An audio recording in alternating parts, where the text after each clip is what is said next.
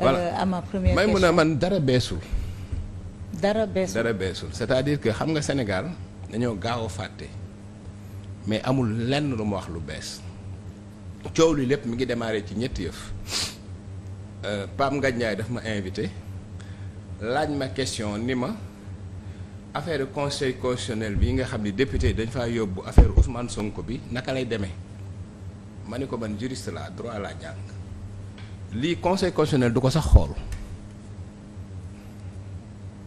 il va se déclarer incompétent du ko sax xool. parce que gars yi xëy suba def ay live yu dul jeex lu nañu yàq ma ko lu ñuy wax mais lan lañ bëggoon man mën naa doon ki ma doon xam droit jàng ko xam li droit àtte ma ñëw di wax leneen. bari na sax ñu ko xalaat. que le conseil n'allait pas mais trancher. loolu mënu ma ko def ñun ni dañuy woo ay spécialiste xam nga Sénégal mi ngay gis koo xam ne amul sax bac plus 4 wala bac plus 4 rek la am ñu ni kii mooy spécialiste c'est-à-dire man mën naa wax benn affaire ñu jëli kenn spécialiste mu mën maa wax ci droit man lu ma xamul fam yoo xam ne jaaduwul léegi nit ñi lañ bëgg dañoo bëgg man may wax dëgg wala may fen parce que ñi ma doon saaga ñoo fen man li ma wax moo am dama ni leen noonu bu demee ci conseil constitutionnel du examiner lii dafay naan il est incompétent. parce que ça concerne. mais loolu du question. le fonctionnement de loolu du faral Ousmane Sonko loolu wax dëgg la. gars yi ne ma lu tax may wax loolu parce que loolu faral Ousmane Sonko la. muy benn léegi tey su ma taxawoon wax leneen est-ce que fenu ma tey beneen bi ci topp. mbir mi du ñuy wax c'est prédire ou bien. passer à côté d'une prédiction. may mun a ma wax la benn affaire lépp lu ma wax ñuy saaga wala ñuy yuuxu nañ ñu may tuuti rek. xam nga yàgg nañ wax fii man ak yow lu bari waa Pastef yi xam nga ñi sax dañuy jàng saaga mënuñoo saaga waa Pastef fa mën a saaga dañ daan wax benn affaire dëkk bi di riir bu ñu doxee ba ci kanam affaire yi feeñ man lépp lu ma wax nit ñi di yuuxoog di saaga li may wax man jalu muus la dooy c'était vraiment je le dis c'est-à-dire que semaine bële ñëpp ngi doon yuuxu ci dama waxoon ci li conseil constitutionnel wax conseil constitutionnel ñëw wax li ma wax te leneen li ma waxaat yëpp fii ak décembre li ma wax yëpp day teguwaat ci table ji loolu la yàlla dogal loolu mooy am. waaw deuxième affaire bi. parce que constitution bi dañ ci dellu Pape Ngagne di ma wax ci affaire Sonko ak Diomaye ak xereñteef ci politique ma koy wax ne ko Sonko dafa xereñ ci politique mën naa wax sax c'est un génie politique gars yi ne ma lu tax may wax loolu may mën a loolu du lu bees. déglu rek ma wax la livre bi Macky Sall face à l'histoire la tudd 2002 laa ko bind xam nga dañoo jàpp ni léegi tey dama am lu ma seex ak Sonko moo tax ma wax la loolu dama leen lii la lu ndaw rek li ma wax ci Sonko. Karim Wade et Khalifa Sall toujours out, il reste un seul présidentiable encore en course et le plus redoutable, Ousmane Sonko. L'inspecteur des impôts, entré par effraction en politique après sa radiation de la fonction publique le 29 août 2016, est venu comme une météorite percuter avec violence le champ politique. Tel un ovni, il a gravi les échelons par des méthodes jusqu'alors inconnues dans le landerneau politique. Déballage sur des scandales, livres au vitriol, discours qui tranchent avec les clichés traditionnels des politiciens. Élu député en 2017, il est arrivé 3e à la présidentielle de 2019 avec plus de 15% des suffrages exprimés, avant de, dans le cadre de la coalition Yewwi Askan Wi dont il était la tête de pont, rafler toutes les grandes villes lors des élections locales de janvier 2002, arrachant lui-même la mairie de Ziguinchor des mains d'un plus puissant baron local, Abdoulaye Baldé. Puis, 6 mois plus tard, faire perdre la majorité à l'Assemblée nationale à la coalition au pouvoir Benno Bokk Yakaar, qui disposait d'une supériorité numérique fleuve lors de la dernière législature. Adulé à la manière d'un messie par ses partisans, Ousmane Sonko est incontestablement le plus grand phénomène politique du Sénégal depuis le charismatique Abdoulaye Wade. Opposant irréductible, radical, intransigeant, c'est bien ton quinquant fringant au physique de bodyguard dit à Macky Sall qu'une fois élu, il va poursuivre son beau-frère Mansour Faye, son frère Aliou Sall, d'autres de ses proches pour infraction économique. Sonko est devenu plus qu'un caillou dans la chaussure de Macky Sall. C'est bon, hein? C'est le fantôme. Bon. Non, c'est le fantôme qui hante ses nuits, le cauchemar qui l'empêche de dormir, malgré le confort des ors, lambris et dorures du palais. Livre bi 2002 la. non 2022. 2022 li moo gën a garaaw li ma wax. nit ñi dañ dul topp nit quoi te lii laa gëm sinon dama ko bind ci livre. da nga ne. 2022 laa wax. à part Abdoulaye Wade. c'est le plus grand phénomène politique depuis Abdoulaye Wade c'est le plus grand phénomène politique. que le Sénégal ait connu. depuis Abdoulaye Wade waaw. bari na. ñu jàpp ne vous exagérez. Ousmane Sonko ne peut pas égaler Abdoulaye Wade ci jëf ci wàllu politique. depuis Abdoulaye Wade ci parcours non ci beneen plateau da nga ne. depuis Abdoulaye Wade la. ci beneen plateau da nga ne. Ousmane Sonko li mu def ci politique Abdoulaye Wade sax. non dama ni vitesse am déglul da ngeen di déglu d'abord depuis Abdoulaye Wade laa wax fii man ni vitesse bi mu jëlee yëf fi Abdoulaye Wade a fait 26 ans loo xam ni moom 10 ans la ko def. mais 26 ans Abdoulaye Wade combat démocratique Abdoulaye Wade. lim ñu indil est-ce que 10 ans Ousmane Sonko. indil nañu xam nga man waxuma loolu ba léegi xam nga man waxuma ba léegi li ma bëgg a wax mooy lii 2022 laa ko bind ma bind lii donc waxuma lu bees.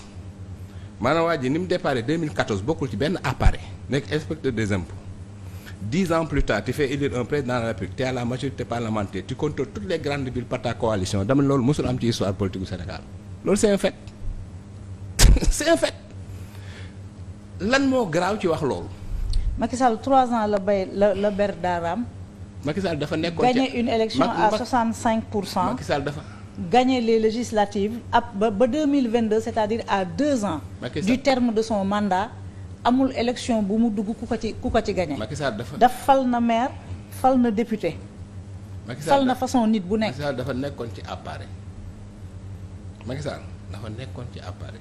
3 ans la def ci Sonko dafa jógee xoolal Sonko dafa nekk simple inspecteur des impôts ñu dàq ko mu commencé à 0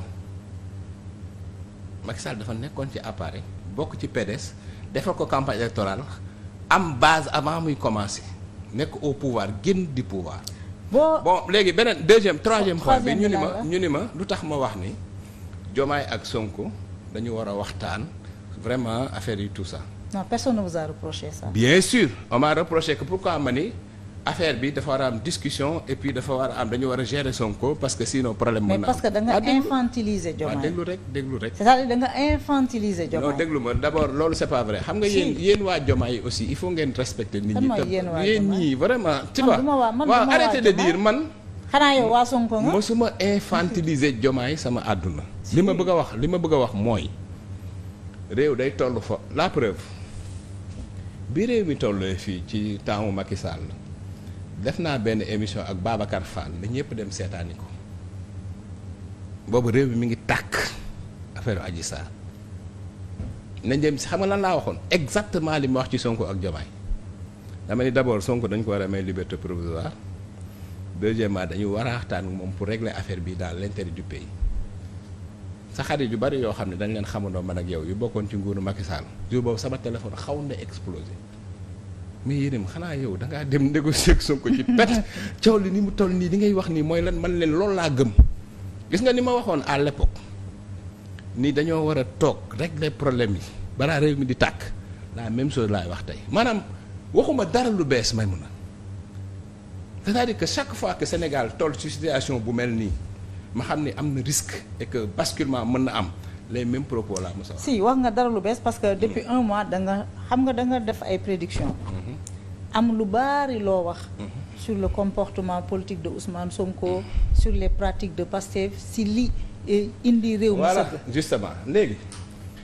nga jékki-jékki lu amul seede neexul. tàmbali léegi ma wax changer carrément de version amul doole changer. indil ñu un Ousmane Sonko parfait.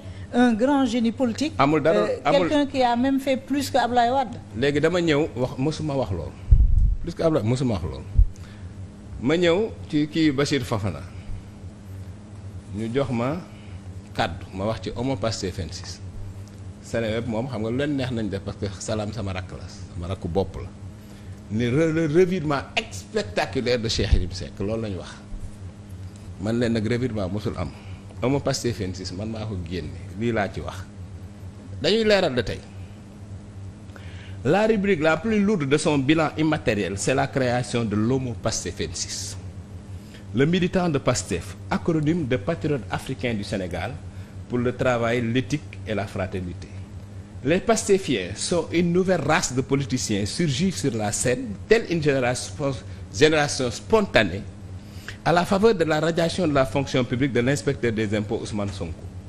S'ils sont aujourd'hui une réalité politique tangible, voire incontournable, ils posent des actes qui brutalisent les mœurs politiques et les valeurs humaines du Sénégal. L'homo pastefensis manque de profondeur historique, de culture politique et d'intelligence sociologique. Il a introduit dans le jeu politique l'irrévérence, l'invective, l'insulte, voire la violence. Les insulteurs du web, qui sont quasiment tous de Pastef, ont réussi à terroriser les têtes pensantes, les valeurs sûres de la société civile et même certains politiciens poltrons. La hantise d'être traîné dans la boue les dissuade de participer au débat. Dans la tête de l'homo pastefensis, le monde est divisé entre les bons qui soutiennent Ousmane Sonko et les méchants qui ne le soutiennent pas. Les premiers doivent être adulés, quels que soient leurs défauts. Les autres doivent être traînés dans la boue, diffamés, voire violentés, quelle que soit leur qualité. Cette doctrine brutale a réussi à faire sortir de ses gonds même le très modéré Amadou Ba le 15 décembre 2002 à l'occasion de l'examen de la motion de censure déposée son gouvernement par Yewwi Askan Wi. Tu vois, donc waxuma lu bees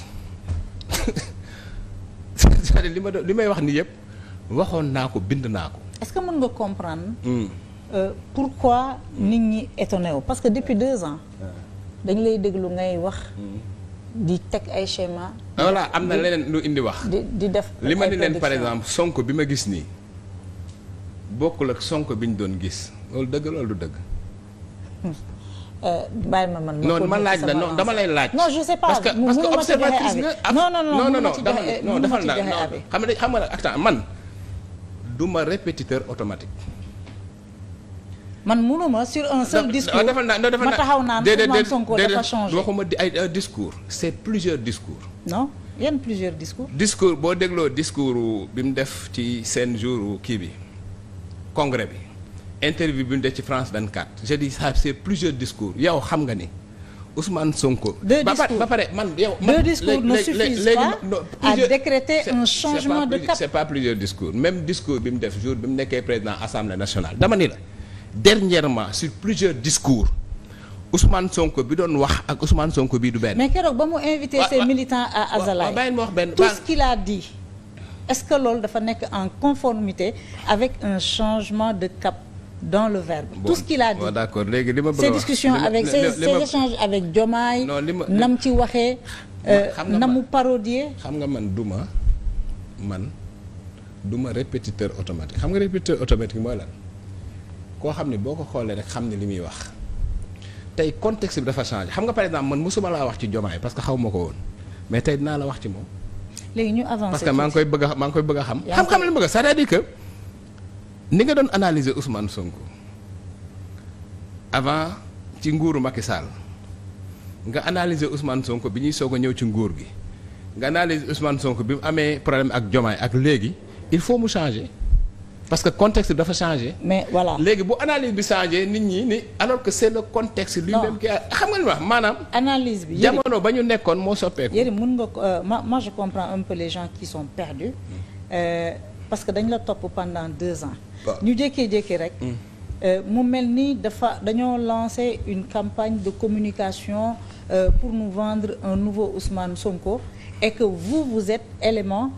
Partie prenante de cette campagne de communication par la façon dont vous avez parlé dernièrement c'est vrai dañoo jékki-jékki rek ñu ne ñu Ousmane Sonko génie politique la il a réussi super bien à se redéployer Ousmane Sonko le nouveau Ousmane Sonko mais sur 2 discours on ne peut pas décréter qu'il y a un homme nouveau. kenn taxawul ñëw ni Ousmane Sonko génie politique la c'est faux.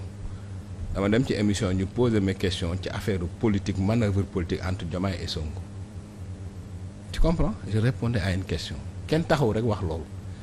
deuxièmement Pape Ngagne laaj ma ci affaire Ousmane Sonko évolution par rapport ak tey ak démb ma analyser ko donc il faut arrêter de raconter n'importe quoi c'est-à-dire que yooyu yëpp c'est ay questions lañ ma poser ma tontu bon bref li ma bëgg a wax mooy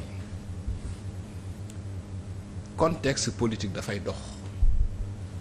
politique du loo xam ne dafa taxaw benn place. jàpp na ne ce changement de Ousmane Sonko ça va durer les assurances qu'il donne même léegi sax wax bi daf ko dalal di bennal noonu la daan waxee ba avant muy jël nguur gi de. waaw kon kay yow kay yaa ngi wax li may wax. nga yaakaar changement man li ma wax yow xam nga li may wax yaa ngi koy wax ni lu tax yéen léegi mënoo am li ma wax rek laa nga la nga wax.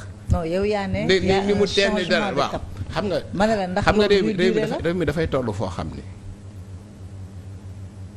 dafa am man fu may yem ci analyse xam nga gis naa ñu bari ñuy jéem a interpréter waa ji li tax mu changé lii moo tax li ñuy wax maa leen ko gën a xam fuuf li ma ci xam ñoom xamuñu ko ci. li ñuy wax waaw.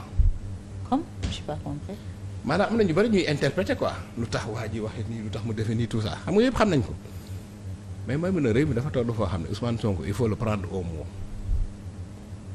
comprendre nga. par rapport à ce qu'il dit dernièrement. voilà lépp lu mu wax lu baax rek nga ne ko waa loolu baax na léegi jéem ko def. parce que réew mi moo soxla lool pour mu dal. ñu naxanteeg moom. voilà xam nga réew mi moo soxla lool pour dal. jàpp nga ne réew mi au début on avait peur. amoon nañu njàkkare. mais aujourd'hui les institutions fonctionnent. Le Conseil constitutionnel a fait son job, l'Assemblée fait son job. L'exécutif avec le chef du gouvernement ñoom aussi ñu ngi dérouler seen agenda. xam nga loolu réew maa ngi ci jàmm xam nga loolu tax loolu am léegi c'est parce que justement. Diomaye daf ni tekk ba pare Ousmane Sonko ñëw pacifié. mais est-ce que. xam nga li ma bëgg. changement du xam nga li ma c'est-à-dire que ñaari facteur moo tax loolu am. parce que Diomaye boobu ba léegi waxul deful dara bi ngi ni tekk. tu comprends Ousmane Sonko aussi ñëw pacifié maanaam seetal affaire yi mën nañ def motion censure waaye duñ ko def mën nañ def lii waaye duñ ko def ñu ngi xawar un dialogue intelligent ànd loolu moo tax 2 minutes tekk loolu nag dañ ko war a encourager. parce que yàlla nañu yàlla musal ci crise institutionnelle parce que réew yu bari yu dugg ci instabilité xam nga man sama responsabilité mënuma def fukki at Jeune Afrique dem ci réew yoo xam ne crise institutionnelle moo ko yàq ñu teg 20 ans yoo xam ne dañuy yàqu ñu waroon dugg ci jeune pôle bi ñëw dugg ci yàq affaire bi Sénégal dem ba jub crise institutionnelle man may wax waxu dof loolu duma ko def lenn laay wax li ma doon wax bi affaire bi tàkkee ba Ousmane Sonko jàmmaarloog Macky Sall ba réew mi na basculer li ma waxoon ci émission Babacar Fall boobu moom laay waxaat tey. alors on en revient est-ce que dégg nga wax bi.